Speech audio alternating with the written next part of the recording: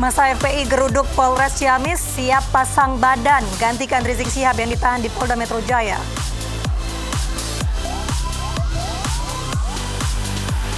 Petugas gabungan malam tadi kembali bubarkan kerumunan orang di sejumlah lokasi di ibu kota.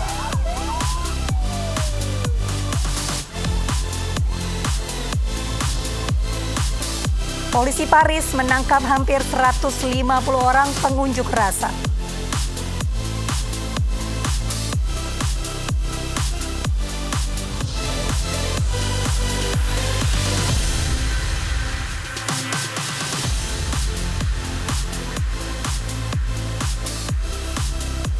Halo, selamat pagi pemirsa. Kami hadir kembali dalam Awis Pagi melengkapi informasi Anda pada pagi hari ini. Ya, selain 3 berita utama tadi, kami juga akan menghadirkan informasi penting lainnya. Di antaranya adalah 8 pekerja migran Indonesia yang sempat disekap di Malaysia telah dijemput petugas KJRI Kuching di Sarawak, Malaysia. Bersama saya Mirpa Suri. Dan saya Pram Senjaya. Pemirsa, inilah Awis Pagi selengkapnya untuk Anda.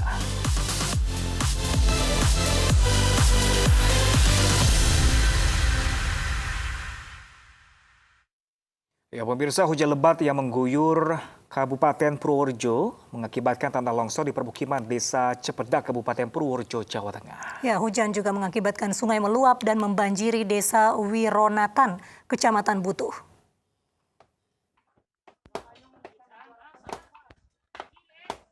Bencana tanah longsor menerjang permukiman Desa Cepedak, Kecamatan Bruno, Purworejo, Jawa Tengah. Longsor menerjang rumah warga pada Minggu dini hari. Beruntung, warga yang rumahnya tertimbun longsor berhasil menyelamatkan diri dan mengungsi ke rumah kerabat. Selain menimbun rumah warga, longsor juga mengakibatkan jalan antar desa terputus. Warga harus memutar sejauh 10 km untuk menuju ke desa lainnya. Hujan lebat tiba-tiba langsung longsor gitu aja. Tebing setinggi berapa meter? 15 meteran.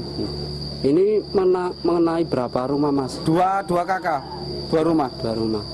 Untuk saat ini kondisinya gimana, Mas? Yang satu yang ibaratnya yang rusak parah, yang satu ini. Kini warga waspada akan longsor susulan karena intensitas hujan di Purworejo masih tinggi.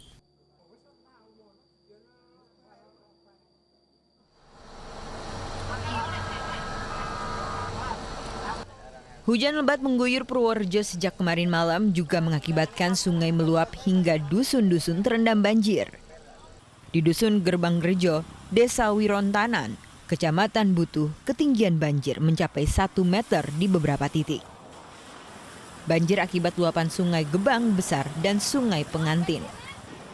Sejumlah warga memutuskan tetap bertahan di rumah mereka. Namun pihak TNI Polri dan BPBD menghimbau warga untuk mengungsi jika banjir semakin parah. Dikarenakan sudah terbiasa setiap tahun seperti ini. Terkecuali nanti kalau seandainya hujan deras kembali, kami dari Koramil 06 Butuh, Kodim 0708 Purworejo, bantu dengan seluruh stakeholder yang ada, bekerja sama untuk siap mengevakuasi seluruh masyarakat yang terdampak banjir di Desa Wironata. Mudah-mudahan besok dan seterusnya tidak ada lagi bencana-bencana yang melanda di wilayah Kecamatan Butuh, khususnya di Desa Wironatan ini, sehingga kita bisa beraktivitas kembali. Petugas telah membantu sebagian besar masyarakat yang terdampak banjir dengan mendirikan posko serta dapur umum. Dari Purworejo, Jawa Tengah, Joey Hartono, iNews melaporkan. Ratusan rumah di Purbalingga, Jawa Tengah terendam banjir. Ya, banjir membuat warga yang tinggal di 2 kecamatan terpaksa mengungsi.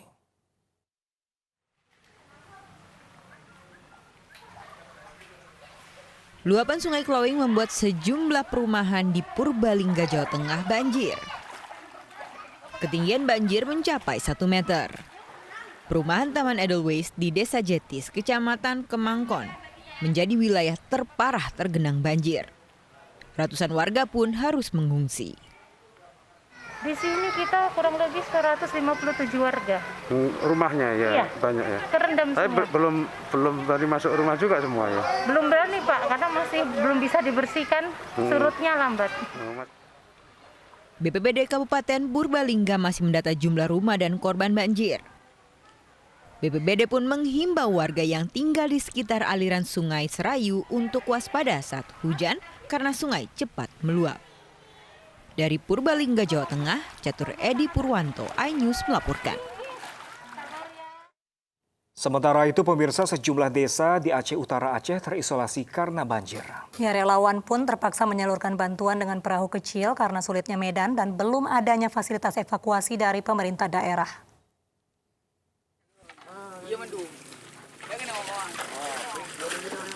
Bantuan sembako dari Himpunan Mahasiswa Pidi ini terpaksa disalurkan dengan memakai sejumlah perahu milik warga. Bahkan beberapa relawan membawa bantuan dengan berjalan kaki di tengah banjir yang tingginya mencapai lebih dari 1 meter. Bantuan ini hendak disalurkan ke 7 desa di Kecamatan Temangkulik, Aceh Utara Aceh yang terisolasi karena banjir dan belum mendapatkan bantuan dari pemerintah daerah.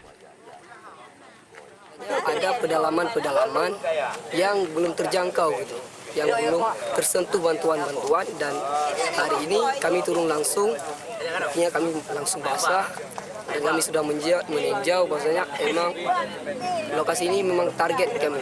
Penyalurannya ada 2, yang pertama ada di Desa Siren, yang kedua ada di Desa Tanjung. Tingginya banjir yang mengenangi rumah membuat warga harus mengungsi ke Menuhas yang lokasinya lebih tinggi. Dari Aceh Utara Aceh, Armia Jamil, iNews melaporkan. Densus 88 menangkap 1 orang terduga teroris di Kabupaten Lampung Timur, Lampung. Ya, terduga teroris terlibat bom Bali 1 dan telah buron selama 18 tahun. Terduga teroris ditangkap di Lampung Timur bernama Zulkarnain asal Sragen, Jawa Tengah. Dari tangan terduga pelaku tidak diamankan barang bukti apapun. Zulkarnain adalah alumni pertama pelatihan militer Afghanistan tahun 1987 sampai 1999 dan diketahui sebagai salah satu perencana bom Bali 1 tahun 2002. Pasca bom Bali 1, Zulkarnain dalam pelarian selama 18 tahun dan hidup berpindah-pindah. Yang berkaitan fenomena adanya kotak amal itu adalah tentunya kegiatan yang saat ini juga sedang diinvestigasi, dilakukan langkah-langkah penyelidikan dan penyidikan oleh aparat kepolisian. Tentu mencari sumber dana dengan cara-cara ini dengan memanfaatkan kotak amal. Nah, ini tentu bagian yang melanggar hukum, sedang dilakukan langkah-langkah penyidikan. Bom Bali pertama terjadi pada 12 Oktober 2002. 3 bom meledak di kawasan Kuta dan Denpasar, Bali. Bom Bali 1 menewaskan 202 orang dan 209 lainnya terluka. Mayoritas korban adalah warga negara Australia. 26 pelaku yang terseret sudah menjalani hukuman. Dari fakta persidangan diyakini pelaku adalah anggota Jamaah Islamiyah. Tim Liputan iNews melaporkan. Ya, pemirsa, 8 warga negara Indonesia yang bekerja dan disekap di Malaysia telah dijemput oleh KJRI Kuching di Sarawak, Malaysia. Ya, ke-8 WNI dipulangkan melalui pos lintas batas negara Entikong, Kabupaten Sanggau, Kalimantan Barat.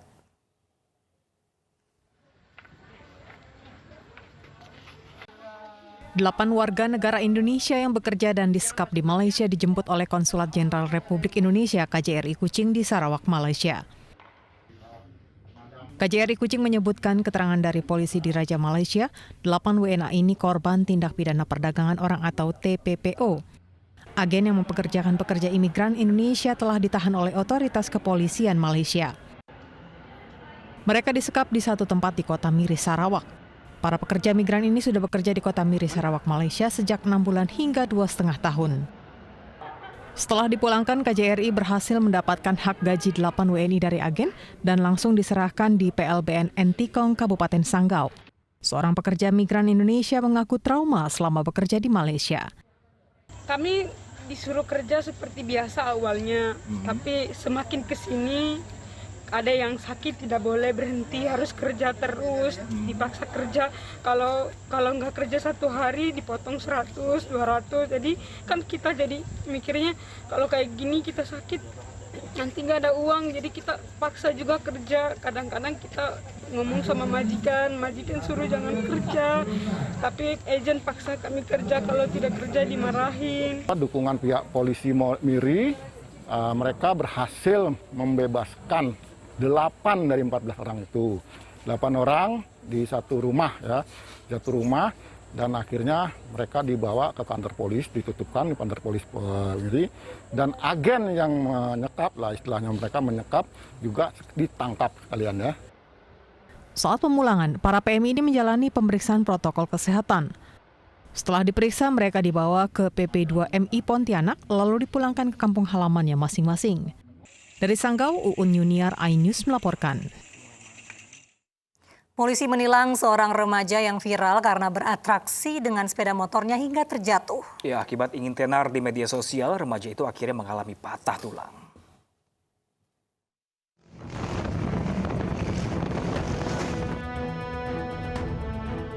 Inilah aksi remaja berusia 14 tahun asal Bau-Bau, Sulawesi Tenggara yang ingin pamer di media sosial dan membahayakan dirinya serta orang lain.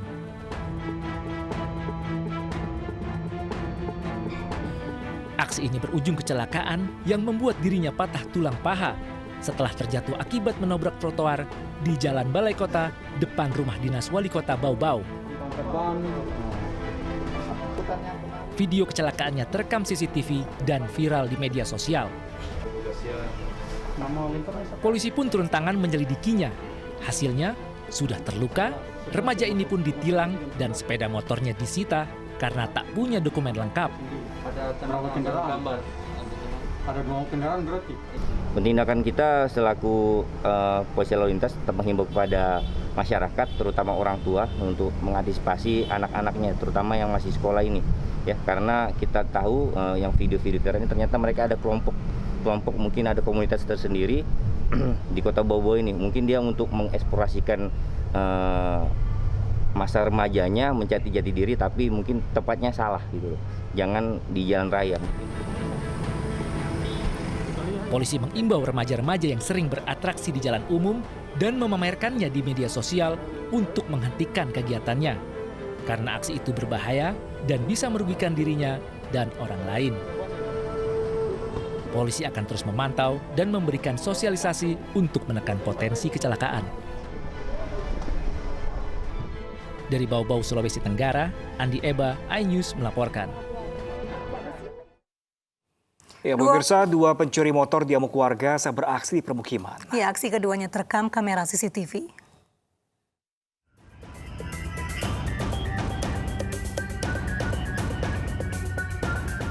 Dua pemuda tertangkap akan mencuri motor di Jalan Warakas, Gang 21, Tanjung Priuk, Jakarta.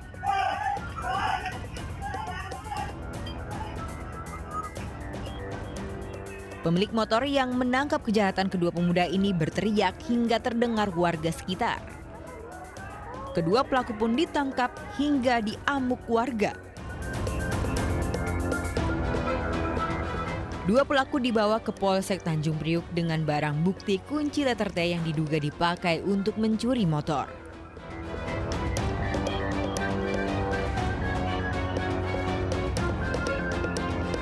Hasil pengembangan bahwa keduanya ini telah melakukan pencurian di wilayah Tanjung Priuk 4-5 kali. Dari hasil pengembangan yang sedang kita lakukan bahwasanya ada penadah inisial AL sedang dalam pengejaran tim Opsnal Polsek Tanjung Priuk. Dari penyidikan sementara, kedua pelaku beraksi di permukiman sepi ibu kota. Dari Jakarta, Vendra, iNews melaporkan. Wanita yang membunuh 3 anak kandung di Nias, Sumatera Utara, Minggu pagi meninggal dunia saat dirawat di Rumah Sakit Gunung Sitoli. Ya, dugaan awal penyakit asam lambung, tersangka kambuh lantaran tidak mau makan sejak ditahan.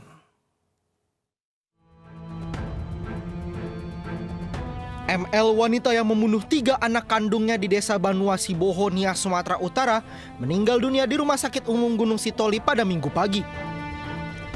Tersangka sebelumnya dirawat karena mengeluh sakit pada perutnya dan juga luka bekas senjata tajam di lehernya akibat mencoba bunuh diri.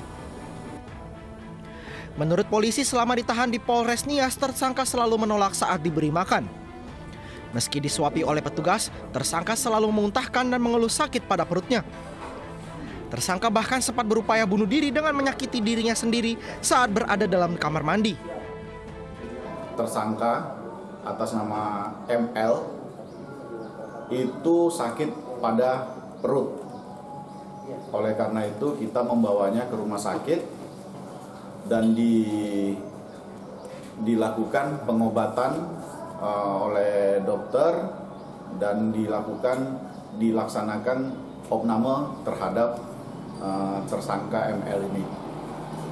Dan akhirnya tadi pagi pukul 6, kurang lebih pukul 6:15 itu dinyatakan bahwa oleh dokter tersangka ini meninggal dunia. Untuk sementara, polisi menyatakan penyebab kematian tersangka disebabkan sakit asam lambung yang dideritanya, dan untuk proses penyidikan kasus pembunuhan 3 anak kandung ini otomatis gugur. Pembunuhan ini terjadi 9 Desember lalu. Tersangka membunuh 3 anaknya yang masih kecil saat ditinggal suami dan keluarga ke tempat pemungutan suara. Tersangka sempat mencoba bunuh diri, namun dicegah. Tim Liputan iNews melaporkan. Masa FPI Geruduk Polres Ciamis minta ditahan menggantikan Rizik Syihab. Informasi selengkapnya sesaat lagi pemirsa, tetaplah bersama kami di iNews Pagi.